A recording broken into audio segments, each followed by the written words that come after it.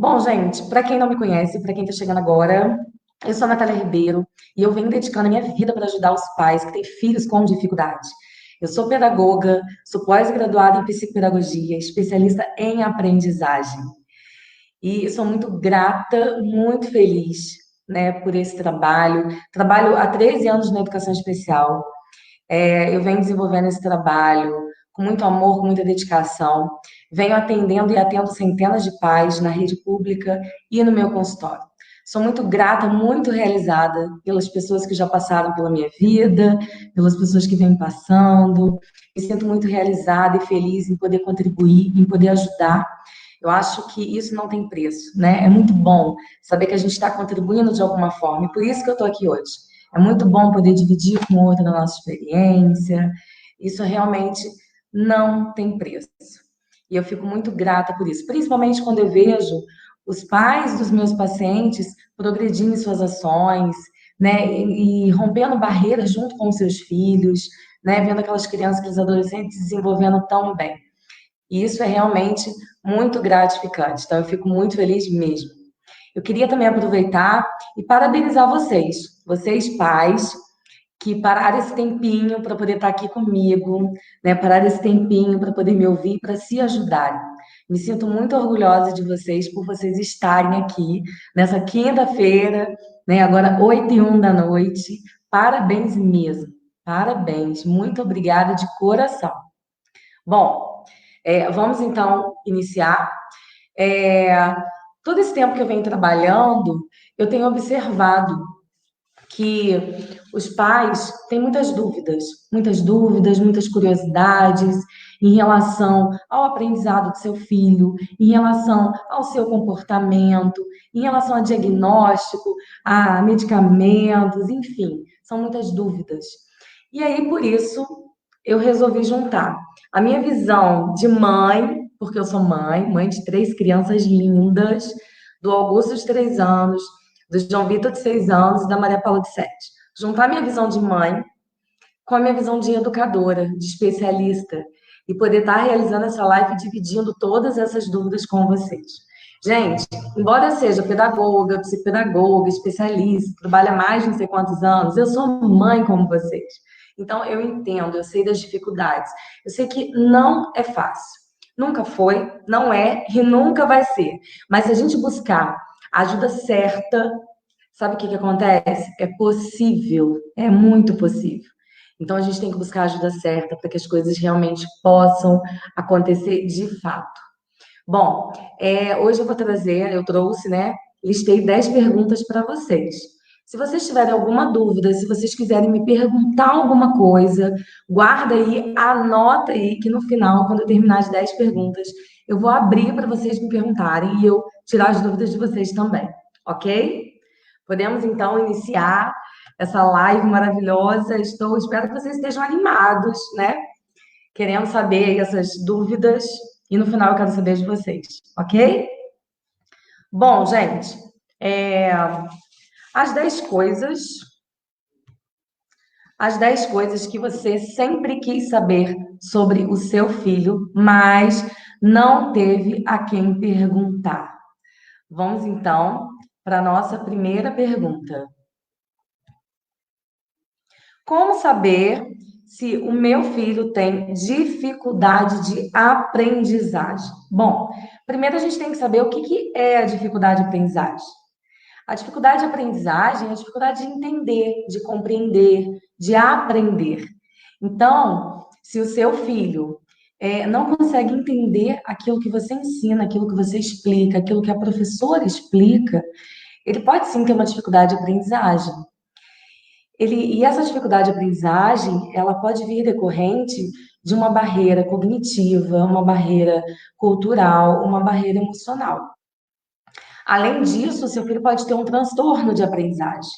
Ué, Natália, mas dificuldade de aprendizagem, transtorno de aprendizagem é a mesma coisa? Como é que é isso? Bom, é diferente, tá? Dificuldade de aprendizagem é uma coisa e transtorno de aprendizagem é outra coisa. A dificuldade de aprendizagem, como eu disse, é quando a criança ela não consegue aprender daquela maneira que está sendo ensinada. Então a gente precisa de quê? Mudar o jeito. mudar, criar novas estratégias, mudar as estratégias, conhecer melhor essa criança, saber dos interesses dessa criança, para poder tornar esse aprendizado mais significativo, mais gostoso, mais prazeroso para essa criança. E aí sim, ela vai conseguir entender, ela vai conseguir compreender. Caso contrário, às vezes a gente até acha que a criança sabe, né? E aí na hora que ela coloca em prática, vai tudo por água abaixo, tudo se perde, né? Então, a dificuldade de aprendizagem é isso. Já o transtorno de aprendizagem, existem vários transtornos, tá, gente? O TDAH, que é o transtorno de déficit de atenção com hiperatividade, dislexia, descalculia, dislalia, disgrafia, esses são os transtornos de aprendizagem. Então, às vezes a criança está apresentando uma dificuldade, o rendimento está baixo, ela não está conseguindo fluir, mas não é apenas uma dificuldade, ou seja, não é apenas mudar a estratégia, e sim, ela precisa de uma investigação maior, ela precisa ser investigada, ela precisa ser melhor analisada para poder ser levada a um especialista, de repente tomar um medicamento, né, fazer tratamento com especialistas. Então, o transtorno de aprendizagem, ele exige mais, né, da nossa atuação como pai e profissional, ok? Vamos então para a nossa segunda pergunta. Desconfio que há alguma coisa errada no comportamento do meu filho. A professora vive reclamando dele. Qual profissional devo procurar? Bom, quem nunca, né, passou por isso? Primeiro, você precisa ir na escola mesmo, sentar com a equipe, com a orientadora educacional, né, com a equipe pedagógica, para realmente saber o que está acontecendo com seu filho, né? Que tipo de reclamação a escola está tendo? É só uma questão comportamental? Se for só uma questão comportamental, você pode estar procurando um psicólogo, né, da área comportamental, que ele vai avaliar e ele vai encaminhar também para outros especialistas, caso seja necessário. Se for uma questão de aprendizado também, eu sugiro que você procure um psicopedagogo, que ele vai poder fazer uma avaliação psicopedagógica. Eu falo até que a nossa avaliação a gente vira do avesso à criança, né? A gente acha o possível e o impossível. Então, o psicopedagogo ele vai fazer essa avaliação, né? Vai listar tudo que é necessário para poder descobrir, né? Quais são essas habilidades, essas dificuldades das crianças, que também e também vai poder encaminhar esse relatório para outros especialistas, caso seja necessário. A professora diz que o rendimento não está bom, está baixo, e que ele está apresentando também uma fala muito errada, ele está escrevendo muito errado, ele está falando muito errado. Opa, vamos procurar uma fonoaudióloga. Então, gente, o especialista que a gente vai procurar é o especialista de acordo com aquilo que a escola vem apresentando para a gente. Então, a gente precisa muito prestar atenção, escutar com atenção tudo aquilo que a escola, né, vem nos informando, para a gente poder organizar e até tira suas dúvidas com a escola, conversa, para poder estar buscando o especialista certo. Tá bom, gente? Então, o psicólogo, se for uma questão comportamental, emocional, o psicopedagogo, se for uma questão de dificuldade de aprendizagem, de rendimento, a questão da fala, né? Observar muito essa questão da escrita, da troca de letras, né? De comer as letras, a fonoaudióloga. Então, assim, a própria neuropediatra, o médico da criança, porque o neuropediatra também vai poder fazer a observação e encaminhar para o especialista que ele acredita que seja necessário, tá bom? Vamos então agora para a nossa terceira pergunta. Será que meu filho tem TDAH? Bom, TDAH, transtorno de déficit de atenção com hiperatividade. Esse termo tem sido muito falado, está na alta. Antigamente não se existia, né, esse diagnóstico. Não se falava de transtorno de déficit de atenção. Falava que a criança era agitada, era levada, né? Eu acredito até que tenha muitos adultos que têm o TDAH, mas que não têm o diagnóstico de TDAH. Exatamente por isso. Hoje em dia já se consegue fechar um diagnóstico, né? A gente tem profissionais hoje em dia é, é, que têm uma visão diferente, né? As coisas foram mudando, né? A tecnologia não vai inovando, não vai modificando. A área médica é a mesma coisa, enfim, as descobertas das ciências. Então, o meu filho, ele tem TDAH? Bom, primeiro a gente precisa conhecer o que é o TDAH. O TDAH é um transtorno, né? Uma criança que tem uma desatenção muito grande, uma hiperatividade, uma inquietude, uma falta de concentração, uma memória defasada. Só que o meu filho, para ter o transtorno de déficit de atenção com hiperatividade, ele precisa apresentar esses sintomas, essas características, de forma muito mais significativa, de uma forma mais exagerada, sabe aquela desatenção completamente exagerada, aquela inquietude, aquela criança ligada no motor, ela fica sentada e mesmo assim as perninhas ficam balançando. Então, tudo tem que ser de forma exagerada. Além disso, essas características, esses sintomas, eles precisam estar prejudicando a sua vida social, a sua vida educacional. Além disso, essas características precisam estar presentes em todos os ambientes dessa criança, tá? Precisa estar presente na escola, na pracinha, na igreja, na casa do fulano, do avô, do tio, em casa. Então, são crianças que têm o mesmo comportamento em todos os ambientes. Uma outra questão também que vocês precisam observar é se essa criança possui essas características. Eu falo criança, gente, tá? Mas é criança, adolescente, enfim. Possui essas características há mais de 6 meses. Então, para os pequenos, eu sempre pergunto para os pais: há quanto tempo o seu filho apresenta essas características? Inclusive, no meu consultório, eu tenho um quadro onde os pais preenchem aquele quadro para eu saber quantas daquelas características estão presentes. Por ali eu já faço uma triagem. Então, o meu filho, ele vai ter TDAH se ele apresentar tudo isso que eu te falei, de forma exagerada, contínua, em qualquer lugar, e se estiver realmente atrapalhando a vida dele, tanto a vida escolar quanto a vida social, tá bom? Vamos então para a nossa quarta pergunta. Por quem e como é feito o diagnóstico do TDAH? Bom, o TDAH, ele é feito o diagnóstico através do psiquiatra, neuropsiquiatra, neuropediatra, o psicopedagogo também ajuda. O psicopedagogo, gente, ele não fecha diagnóstico, ele não te dá um diagnóstico. Então não adianta você levar seu filho no psicopedagogo e pedir para ele te dar um diagnóstico, ele não vai te dar. Ele vai ajudar a fechar esse diagnóstico. Ele vai ter uma visão clínica muito boa, maravilhosa, para poder fechar aquele relatório maravilhoso e encaminhar para o especialista, para o médico, para poder ajudar também nesse fechamento. Por quê? Como que é feito isso?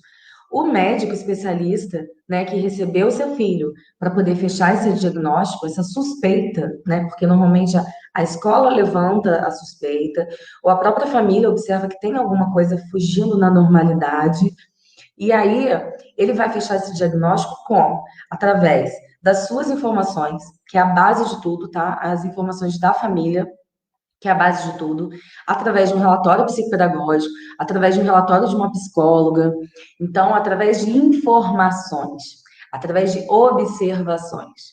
É assim que é fechado um diagnóstico TDAH. Alguns especialistas realizam alguns exames clínicos, então, o neuropediatra, ele pode estar encaminhando o seu filho para fazer algum exame clínico, um eletro, alguma coisa assim também, para poder saber como que está funcionando ali o cérebro do seu filho, as conexões neurais, para saber se existe algo fugindo na normalidade. Isso tudo são levantamento de informações para poder se fechar um diagnóstico de TDAH, tá bom? Vamos então para a nossa quinta pergunta.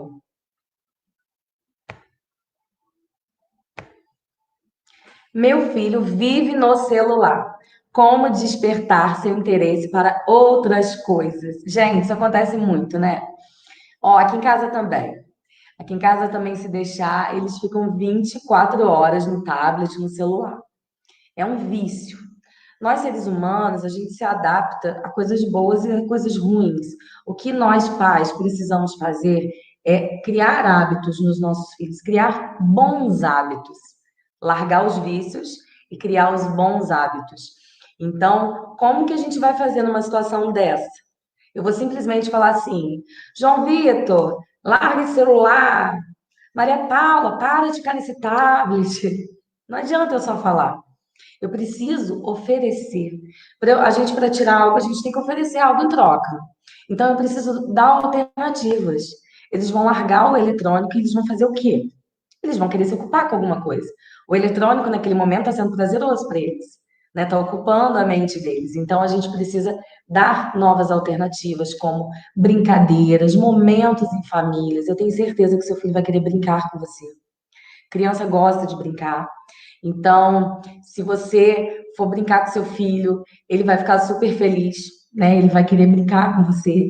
Então, vamos trocar esse momento de só eletrônico por momentos em família, né? Ficar junto com o nosso filho, brincar com eles. Inclusive, até eu vou indicar para vocês que lá na minha página do Estúdio Educacional, eu tenho muitos vídeos lá falando do TDAH, que é o transtorno de déficit de atenção e hiperatividade, e também dando dicas de jogos, de brincadeiras.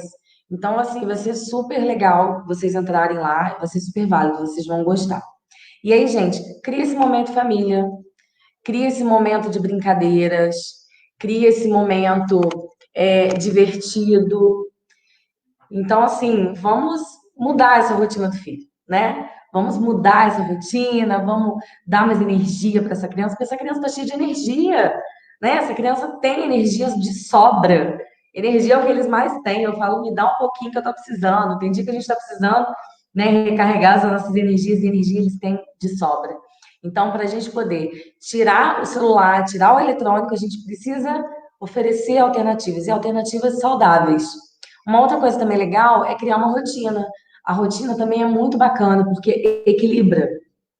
E aí, gente, um ponto importante que eu preciso colocar para vocês: horário. A criança precisa de regras e precisa de horário. Então, tem que ter horário para o eletrônico.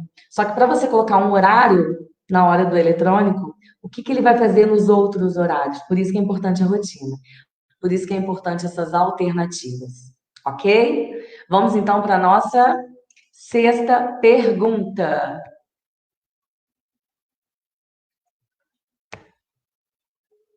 Como posso ajudar meu filho a ler e escrever melhor? Bom, ler e escrever melhor é o sonho, né, de nós pais, vermos os nossos filhos produzindo textos lindos, escrevendo corretamente. E aí, eu vou dar dois exemplos para vocês, da criança não alfabetizada e da criança alfabetizada. A criança que é alfabetizada, ela precisa, para ela escrever melhor e ler melhor, ela precisa de treino, gente. Treino é a base de tudo.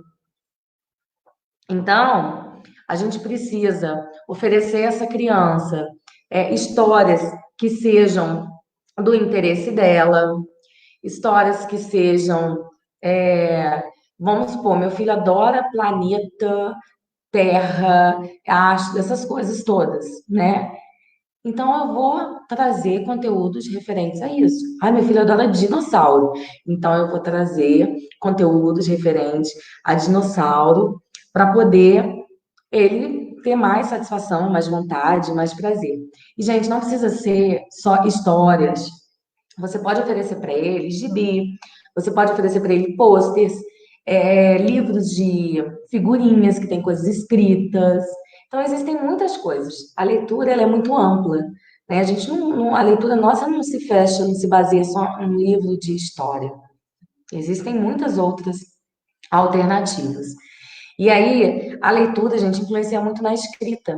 Quem lê bem, escreve bem.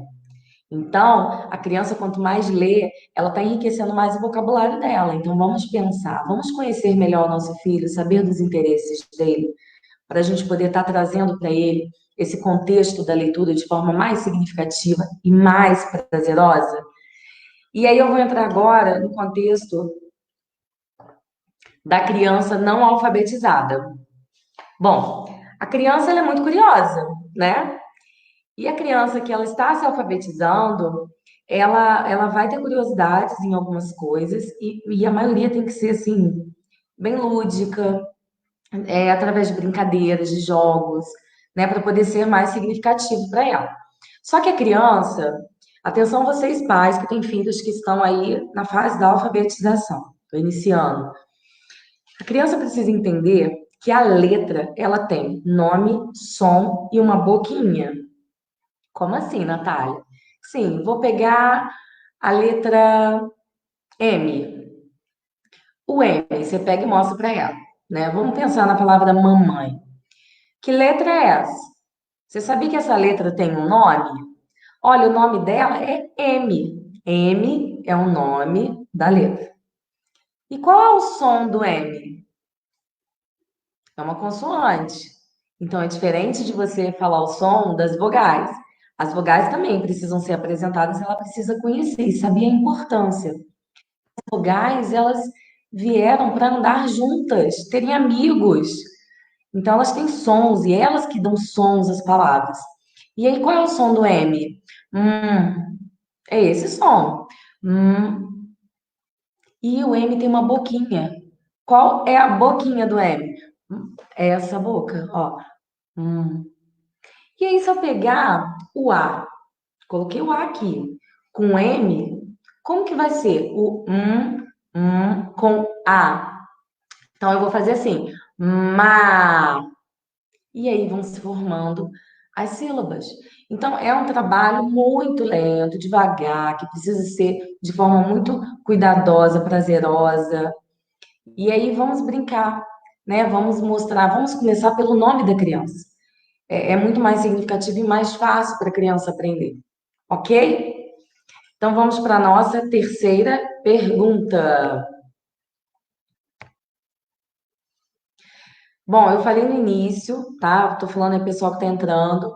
Se alguém tiver dúvida, quiser perguntar alguma coisa, falar alguma coisa, guarda aí que no final, quando eu terminar a décima pergunta, eu vou responder vocês, ok? Vou tirar suas dúvidas. Eu vi que tem gente que entrou, falou boa noite, né? Eu tô aqui acompanhando, mas eu tô seguindo aqui minhas perguntas e no final eu vou responder vocês. Guarda aí, eu quero saber quais são as suas dúvidas. Então vamos para a pergunta 7. Meu filho é muito pirracento. Eu vivo isso. Como fazer com que ele me obedeça? Olha, eu falei para vocês, né? Eu sou mãe como vocês, eu sofro como vocês, eu luto como vocês. A minha vida é vida de profissional de educação, mas é vida de mãe, e a gente sabe que não é fácil. E eu passo por isso também, né? Eu passo por esse momento de pirraça, eu passo por esse momento de não querer obedecer, e é muita luta, é muito difícil. A gente perde às vezes paciência, a gente se estressa, e a gente tem que respirar fundo e se controlar. Por quê? Porque no momento em que a gente tá com o nosso filho está fazendo pirraça, existem crianças, as crianças, gente, são muito diferentes, né? Assim, às vezes eu dou um colo para um filho meu, quando ele tá fazendo pirraça, ele se acalma e fica bem. Às vezes eu preciso ser mais enérgica com ele, né? É um momento em que eu tenho que ser firme, em que eu não posso fraquejar com meu filho, né? As regras para a criança são muito importantes. Por quê? Porque as regras elas vão ajudar no desenvolvimento da criança. A criança tem que saber que existem regras. Sabe por quê, gente? Porque regras tem em todos os lugares. Regra tem na nossa casa, regra tem lá na padaria. Eu posso chegar na padaria e sair catando as coisas e ir embora? Não posso. Eu posso sair colocando a mão no bolo? Não posso. Eu tenho que ensinar isso para o meu filho. Tem regra na escola, tem regra em tudo quanto é lugar. Então, regra é o principal. A criança precisa entender que existe regra e que você não é má, que a regra não é só sua, que existe regra no mundo inteiro, em todos os lugares. Depois que a criança entender que tem que ter regra, você não pode voltar atrás com as suas regras. Se você colocou uma regra na sua casa e você colocou, após essa regra, uma consequência, você tem que cumprir. Porque se a criança perceber que você colocou uma regra e você não cumpriu, ela vai te testar. Ela vai usar do comportamento manipulador dela, ela vai aumentar a pirraça dela e ela vai querer deixar seu coração mais mole, porque a gente fica com pena, às vezes a gente, ou às vezes a gente tá cansado, né? Ah, tá bom, né? Assim, mas a gente precisa ser firme, porque a gente não pode nunca perder a nossa autoridade. Então, a gente precisa ser firme, a gente precisa impor regras, a gente precisa dar colo quando for necessário. Por isso é importante a gente conhecer muito o nosso filho, para a gente saber com que criança a gente está lidando. Se é uma criança que eu preciso ser mais enérgico, se é uma criança que eu preciso ser mais carinhosa. É a mesma coisa em relação ao comportamento dos adultos da casa. Por exemplo, aqui na minha casa, se eu estiver brigando, chamando a atenção de um filho meu, e o meu marido chegar e tirar minha razão na frente dele, ou defender ele, acabou a minha postura de mãe, né? Eu perco a minha autoridade, eu perco o meu respeito. Se o meu marido não concorda com a minha atitude, depois, em particular, ele vai chegar para mim e vai falar, amor, não foi legal, não é assim, eu acho que a gente poderia fazer dessa forma. Em particular, vocês conversam.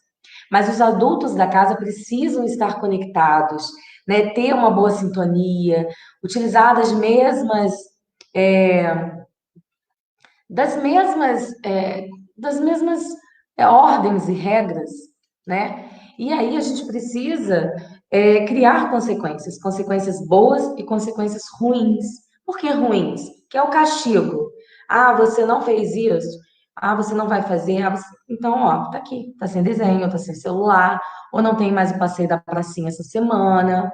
Enfim, a gente precisa também descobrir aquilo que vai doer no nosso filho, que vai afetar ele de alguma forma. Porque só assim a gente vai conseguir fazer com que ele sinta. Porque se eu tirar uma coisa que é muito supérflua para ele, que ele não liga, não vai fazer diferença nenhuma. Ele vai continuar não obedecendo, ele vai continuar não fazendo pirraça. Então a gente precisa fazer com que ele sinta também.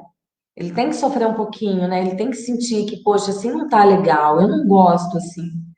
Eu quero da outra forma, eu quero meu celular de volta, eu quero meu brinquedo de volta, eu quero a minha série de volta, eu quero a minha pracinha de volta. Então, isso tudo tem que ser muito bem conversado com os adultos da casa. Vocês precisam realmente conhecer os filhos de vocês para pegar ele no ponto certo. É igual a mesma coisa eu virar para meu filho e falar assim: filha, mamãe tá indo trabalhar, eu tenho que ir, não tem jeito, fica direitinho. E a criança tá lá chorando, mas você falou firme.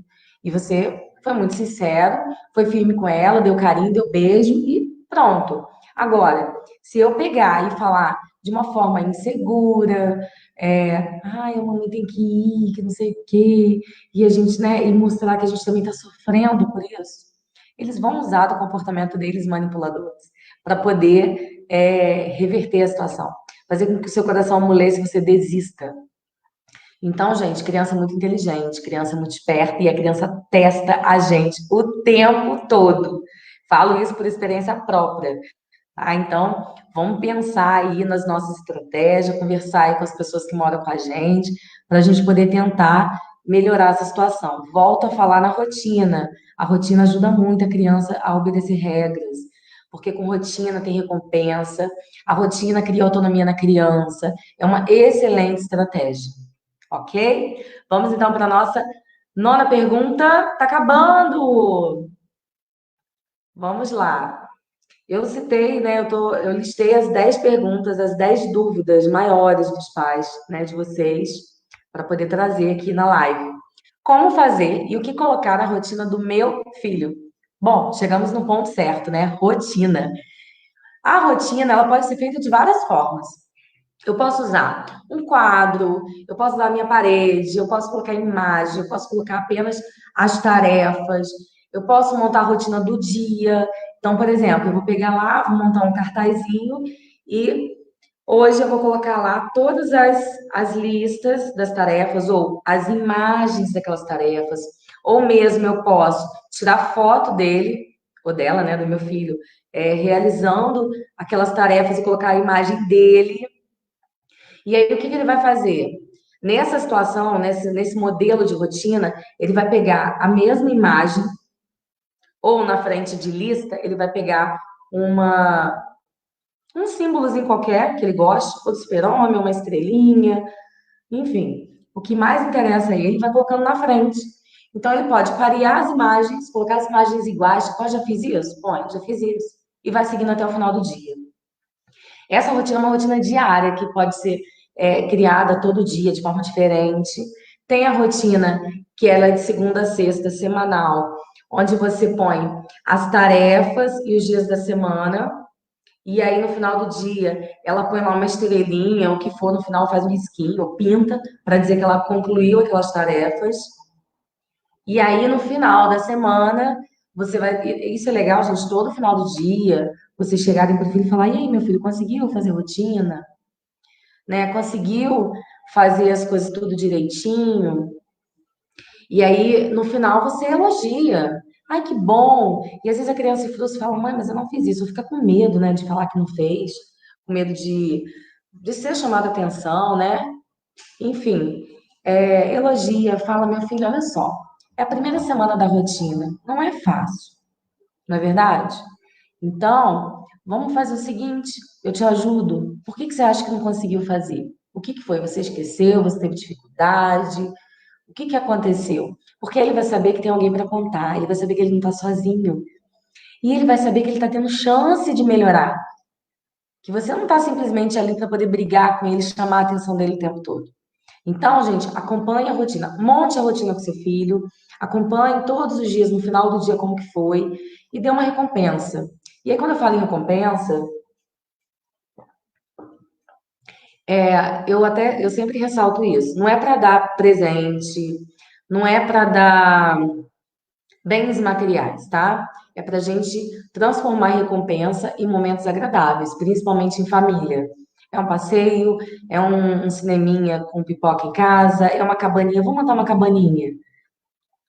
É uma brincadeira, enfim, são esse tipo de recompensa, porque a recompensa material para a criança ela é muito abstrata, porque a criança não tem noção do valor sentimental que a gente coloca naquilo que a gente compra para ela e nem o valor monetário, que às vezes a gente juntou aquele dinheiro, ou você trabalha para caramba, você valoriza o seu trabalho, valoriza o seu dinheiro, mas a criança ela não tem essa visão, né? Ela não consegue enxergar dessa forma, ok?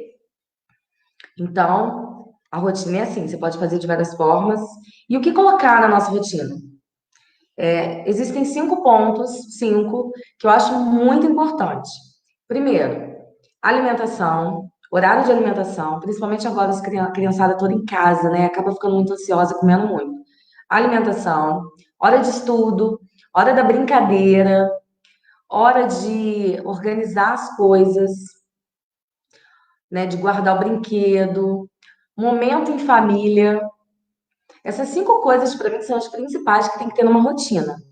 Vamos de novo: alimentação, hora de brincadeira, hora de estudo, hora de organização, é organizar o quarto, esticar a cama, guardar os brinquedos e o momento em família. Esse momento em família é do jeito que vocês acharem mais prazeroso. Tem a sexta, que é a questão da higiene. Por quê? Porque aí tem o horário de tomar banho, de escovar o dente. A rotina a gente monta de acordo com a criança, né? De acordo com a idade, de acordo com aquilo que a gente deseja para o nosso filho. E a rotina ela serve para quê, gente? Para trabalhar a organização, diminuir a ansiedade, para poder trabalhar, desenvolver a autonomia. Quando eu falo em autonomia, existem 3 fases, 3 etapas da autonomia. A primeira etapa é o momento em que você faz junto com a criança, você ensina a criança. Né? Você, por exemplo, vou dar um exemplo bem básico de escola, arrumar mochila. Você vai arrumar a mochila do seu filho com ele. Você vai pedir: vamos lá, me ajuda. E aí, no segundo momento, você fala: eu vou te ajudar. E você já não vai mais pedir ajuda, você vai oferecer ajuda. A segunda etapa é quando ele arruma e você vai lá e fiscaliza. Vê se está tudo bem, se ele está arrumando direitinho, se está, né, condizente com os dias lá da semana, enfim, o estojo e tal. E a terceira etapa já é aquela autonomia em que a criança tem aquela liberdade de fazer tudo sozinho. Você, no final do dia, você pergunta, né? Se está fazendo, está organizado, mas ele tem essa liberdade. Então a criança ela já passou pela primeira e pela segunda etapa, ok? Vamos então para a nossa última pergunta. Depois eu revejo com vocês se alguém tiver alguma dúvida aqui. Eu vi que tem gente que comentou da pergunta 7, que é a questão da pirraça, né? Eu acredito que deve ter mais alguma pergunta em relação a isso. Então, 9. Agora é 10. Vamos para 9, agora vamos para a 10. Que tipo de jogos e brincadeiras você recomenda para meu filho, que tem desatenção, dificuldade de gravar as coisas e de se concentrar? Bom, vou reforçar aqui com vocês a questão lá da página do meu estúdio educacional. Eu publiquei vários vídeos voltados para o transtorno de déficit de atenção com hiperatividade. Lá vocês vão encontrar vídeos de conceito e de intervenções, e tem um lá que é só de brincadeiras. Sim, tem um lá que é só de brincadeiras, dicas. Tem um de brincadeiras antigas que fala para vocês as habilidades que são desenvolvidas, vocês vão amar. Então, reforçando aí, depois vão lá, assistam a hora que vocês tiverem um tempinho, que vale a pena, tá? Que tipo de jogos e brincadeiras? Então, eu gosto muito dos quebra-cabeça, jogo da memória, dominó, a dedanha, jogo da forca, lince. Vocês sabem qual que é o lince? O lince, vocês podem comprar o lince, vocês podem criar o lince. É uma placa onde tem várias imagens e a criança tem que achar aquela imagem. Tem uns jogos até que vem com a mãozinha que você bate, né? A criança vira a imagem e aí você tem que achar a imagem igual e virar. Não é a placa, são as fichinhas. Existem vários tipos, né? Com o tempo as pessoas foram modificando e adaptando, adequando. Mas é muito legal. Jogo dos 7 erros, é bacana. Tem uns jogos também, tem até revista infantil que você acha, que é uma imagem, e nessa imagem vem escrito do lado, eu até tenho no meu consultório, eu imprimi umas. Até fiz essa semana. Vem várias imagens e vem um nome. Por exemplo, bota, tartaruga, tapete, jacaré, vem um monte. E a criança tem que ir listando e procurando. Isso também é muito legal. Isso trabalha também a atenção, a concentração da criança. Agora, eu estou em casa com os meus filhos. O que eu posso fazer com eles? Que tipo de brincadeira eu posso utilizar em casa com eles? Várias. Eu vou dar algumas dicas para vocês. Você se lembra? Esse é o nome da brincadeira. Você se lembra? Você vai entrar num cômodo da sua casa, qualquer que você queira, e a criança vai pedir, você vai pedir para a criança assim, ó, filho, você vai observar todo o cômodo. Observa o quarto, vamos supor, dentro do quarto. Observa o quarto todo, o que que tem no quarto, tudo. Aí a criança vai observar tudo. No final, você vai sair com a criança do quarto, vai fechar a porta e você fala, agora você vai me contar tudo que tinha naquele quarto. E você vai trabalhar a memória de trabalho. Então a criança vai ter que recordar tudo que tinha no quarto. E você pode criar uma competição. Quem que lembra, né, de mais coisas? Se você tiver mais de um filho, põe os 2 filhos. E aí eles vão ter que escrever ou falar para você, né, os objetos que tinham lá. A outra brincadeira também é assim, você entra no cômodo, a criança vai olhar o cômodo todo, e aí depois ela vai sair, você vai modificar alguma coisa. Você vai tirar algum objeto, você vai trocar de lugar, enfim. Ela vai ter que voltar e descobrir o que modificou dentro daquele cômodo. Isso trabalha também atenção, percepção visual, concentração, memória, né? Então é importante. Uma outra brincadeira que eu gosto também, telefone sem fio, passa-anel, isso tudo trabalha também controle de ansiedade. Então, assim, existem muitas brincadeiras, muitas coisas que a gente pode estar fazendo. A própria dedanha é uma coisa tão simples e é excelente, até para trabalhar a escrita. Desenvolve também a escrita, melhora, enriquece o vocabulário da criança. Então, o brincar, gente, é muito importante. Eu sempre falo que o lúdico, ele precisa estar presente na vida da criança. É igual na educação infantil. Seu filho está na educação infantil, aí seu filho chega em casa e fala assim, filho, o que que você fez hoje de interessante? Né? E aí ele vai falar, brinquei. E aí você vai falar assim, brincou? Mas você não fez mais nada? Não, mãe, eu só brinquei. E aí você tem que entender que ele brincou, mas ele aprendeu. Porque na educação infantil é importante brincar, é importante trazer isso para a criança, porque a criança ela aprende sem imposição, ela aprende de forma mais prazerosa. Então, brinque mais com seus filhos, se divirta mais, faça da vida do seu filho algo assim que seja inesquecível. Ele vai guardar, gente, porque essa fase da infância é uma fase marcante para a vida dele. Então, tudo isso que vocês estão fazendo por ele vão fazer muita diferença na vida dele. Bom, gente, essas foram as 10 principais, né, perguntas que eu trouxe as dúvidas, né, dos pais para vocês.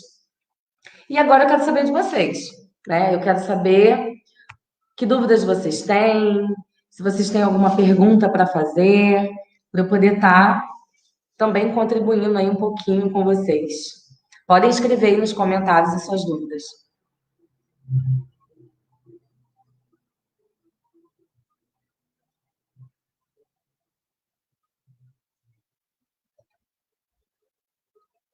Ah, tá. Vou te falar, peraí. Vou ler para vocês as perguntas. Deixa eu pegar minha mão. Bom, a primeira pergunta foi como identificar que meu filho tem dificuldade de aprendizagem. Ok, Flávio? A segunda pergunta, desconfio que há alguma coisa errada no comportamento do meu filho. A professora vive reclamando dele. Qual profissional devo procurar primeiro?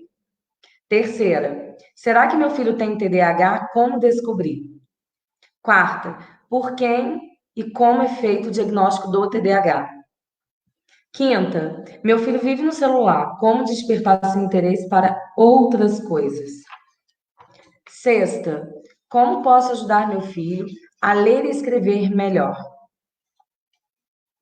Sétima, meu filho é muito pirracento. Como fazer com que ele me obedeça? Oito, como estimular meu filho a cumprir as tarefas indispensáveis da sua rotina?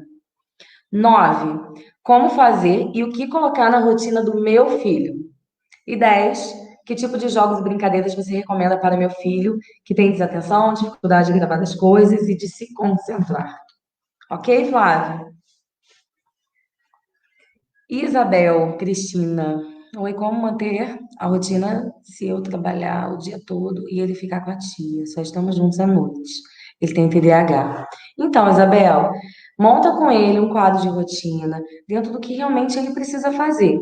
Ele precisa dar valor àquilo, ele precisa entender que aquelas regras, aquilo que está na rotina é importante para ele. Então, você vai montar com ele, vai falar, filho, no final do dia ou de noite, quando eu chegar, eu vou olhar a sua rotina.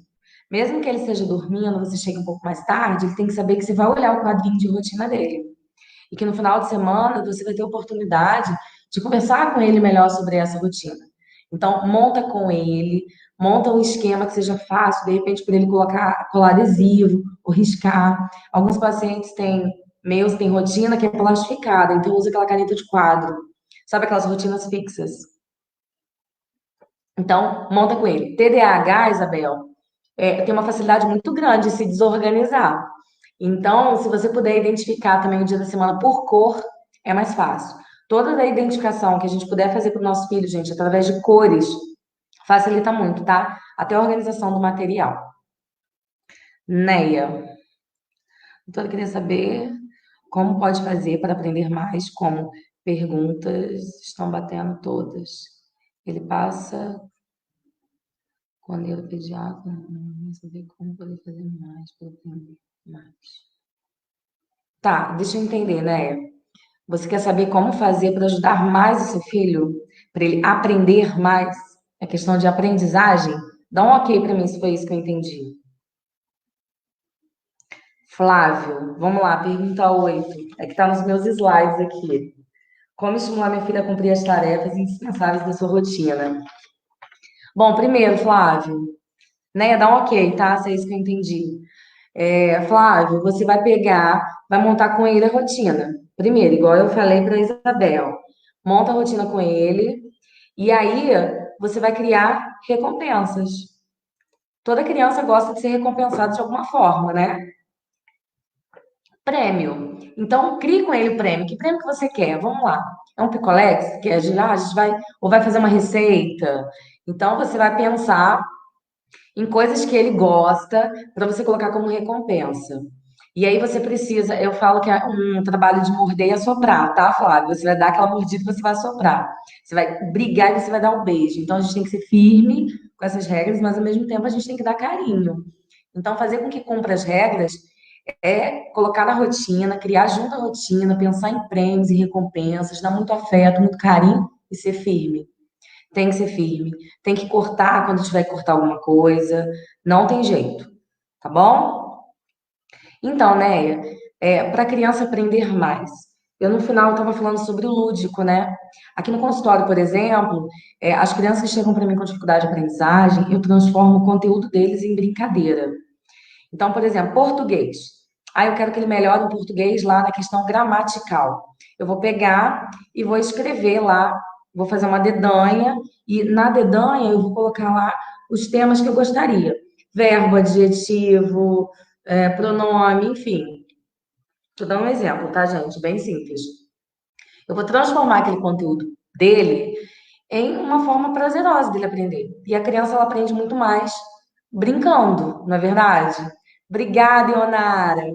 Aprende muito mais brincando. Então vamos transformar esse conteúdo também de escola, né? Vamos participar dessa vida escolar do nosso filho em casa para poder fazer com que ele aprenda mais. De que forma, sim? Tem que ser significativo, tem que ser prazeroso, né? De forma que seja mais fácil. Lembra que lá no primeiro, quando eu falo, se meu filho tem dificuldade de aprendizagem, eu falo que a dificuldade de aprendizagem, ela pode ser modificada de acordo com as estratégias, com a forma que a gente ensina. Então, né, vamos conhecer esse filho seu mesmo, assim, do avesso, saber o que ele mais gosta. Vamos pensar, isso é importante, gente, eu não falei isso, eu vou falar. Criança, toda criança tem dificuldade em alguma coisa, todo adulto tem dificuldade em alguma coisa. Mas a gente não pode evidenciar só as nossas dificuldades, a gente não pode evidenciar só aquilo que é negativo.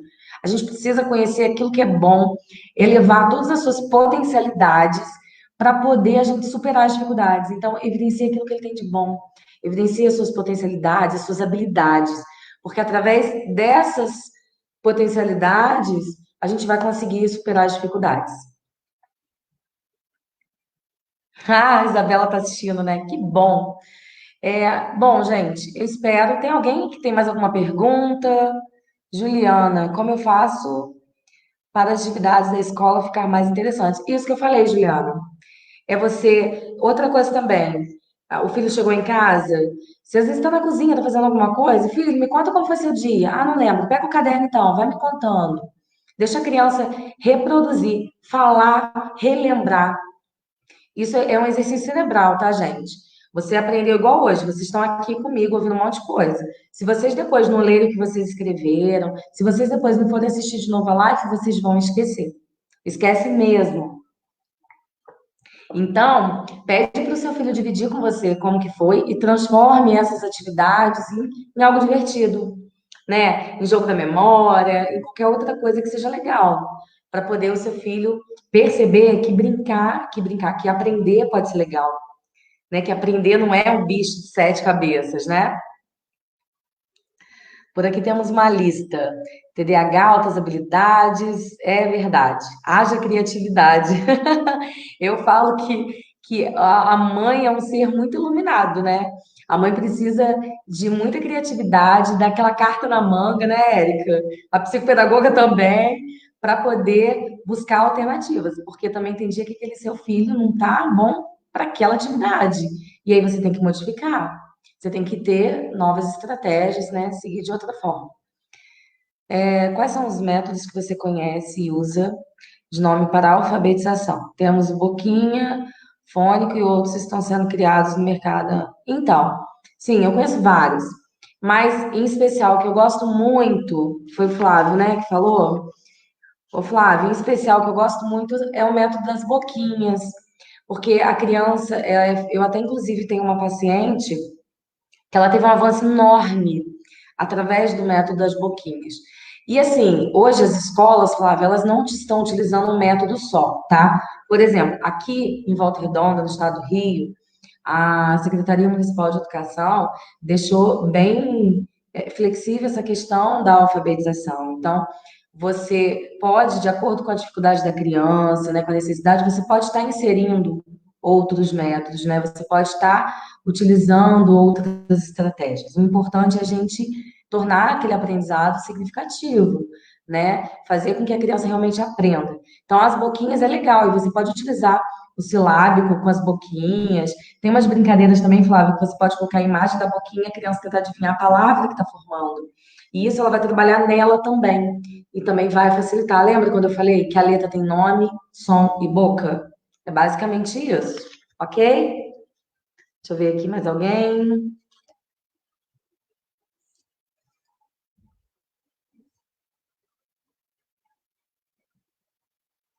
Existe capacitação. Você até acha na internet, Flávio, algumas. O Flávio está dizendo que lá na cidade dele, né, esse método das boquinhas é bem conhecido. Só que não é um método barato, né? Precisa para poder ser feito e capacitado. Ô Flávio, você vai achar na internet várias atividades. Hoje em dia com a internet a gente acha tudo. Você vai achar vários modelos, várias atividades. É importante a pessoa que for aplicar, é importante ter base, embasamento, ter conhecimento. Qualquer coisa, tá, Flávio, que a gente vai aplicar no nosso aluno, no nosso paciente, no nosso aprendente, a gente precisa ter conhecimento, porque senão não adianta a gente pegar um método maravilhoso, um material maravilhoso e não saber aplicar, não saber utilizar. Então, o fônico, a gente só tem que tomar cuidado por conta do processamento auditivo, porque tem crianças que não se saem muito bem com o método fônico, porque ela tem uma dificuldade de processamento auditivo. Então, assim, faz um teste através de algumas atividades de rima, né, para ver se a criança está, né, processando direitinho. Na hora da escrita, ver a questão da troca de letra. Por isso que é importante a gente conhecer o nosso filho, o nosso aluno, para a gente poder saber de qual vai ser o melhor para poder a gente aplicar. Hum, escolas especiais. Tudo que a gente faz, né, tudo que é feito na educação especial tem que ser muito especial, né, Flávio? Então, as crianças têm as suas particularidades, as suas dificuldades. Então, a gente tem que pensar naquele perfil, na maturidade da criança, nas dificuldades que ela tem, as habilidades que ela ainda não possui, né, as competências que a gente precisa desenvolver para poder trabalhar em cima daquilo. E também o contexto, a questão cultural e o contexto da criança. E aí sim a gente pode pensar de que maneira é melhor a gente poder estar trabalhando essa alfabetização, estar trabalhando essa leitura, essa escrita com a criança, ok? Tudo é uma questão de adequar. Eu falo que aqui no consultório eu tenho um monte, gente, eu tenho centenas de jogos. E pode ter certeza que eu sempre estou usando o jogo de uma maneira diferente, de acordo com aquele meu aprendente, né, daquele meu paciente. Gente, mais alguma pergunta? Ok. Consegui tirar as dúvidas de vocês. As 10 perguntas foram pertinentes para vocês, gente? Dá um joinha aí.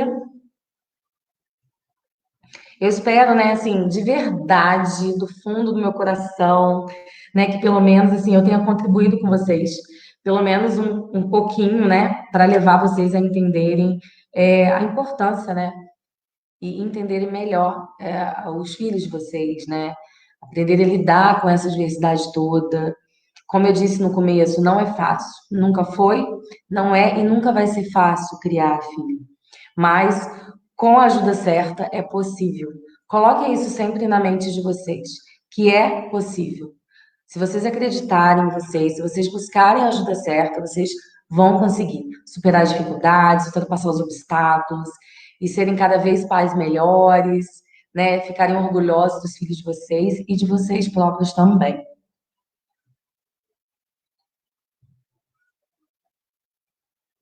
Vi, Flávio, vi. Eu, inclusive, eu estava até ontem, né? Estava estudando, estava dando uma lida sobre isso. Que agora, gente, com toda essa dinâmica que a gente está tendo, né? A gente precisa se atualizar e saber desses incentivos, de tudo isso, né? Vamos ver como é que vai ficar essa nossa educação, vamos ver como é que vai ficar tudo isso, né? Principalmente diante desse evento nosso, né, que a gente está vivendo agora essas crianças tendo aula online, estando em casa. O nosso papel quanto pai está sendo muito importante e muito pesado, né? Não está sendo fácil. Então, a gente vai levando, a gente vai estudando, a gente vai se integrando um pouco mais. Agora, gente, quem sabe aí a gente faz uma live aí futura, mais baseada nessa questão de alfabetização, né? E também dos transtornos de aprendizagem que está tão presente aí, que é tão importante, ok?